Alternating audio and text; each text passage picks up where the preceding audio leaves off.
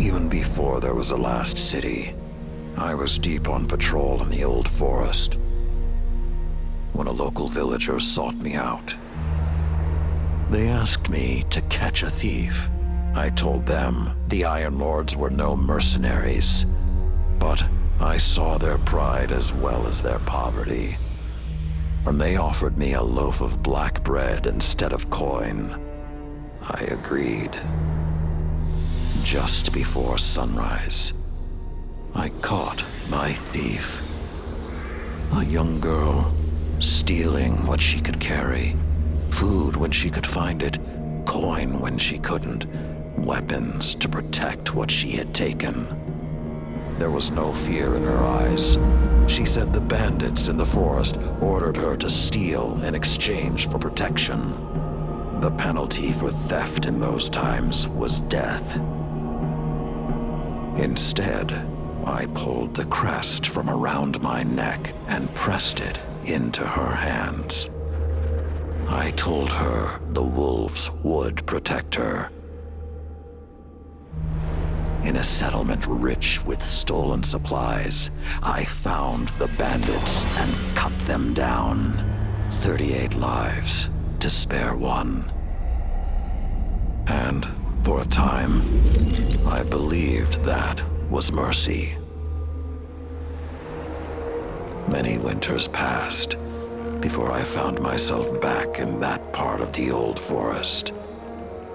This time, no one sought me out. So I sought them instead. Wind blew through rotted wood and rusted metal where the village once stood. And behind it, graves.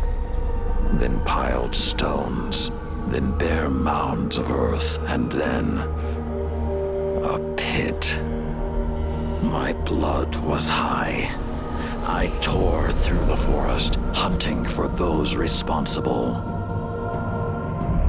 Finally, in a settlement rich with stolen supplies, I found her. A lightless woman with my crest around her neck. There was no fear in her eyes. She spoke plainly. When the villagers could no longer tithe, her wolves no longer protected them. She bled them dry, and when they had no more to give, she sent in her men, unleashed her wolves. Mercy to an enemy cannot come at the cost of mercy for their victims. The right path isn't always easy to find.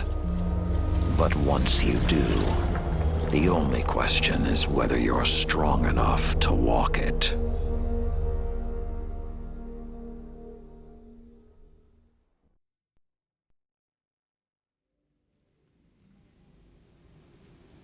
Consider that the next time you feel pity for our enemies.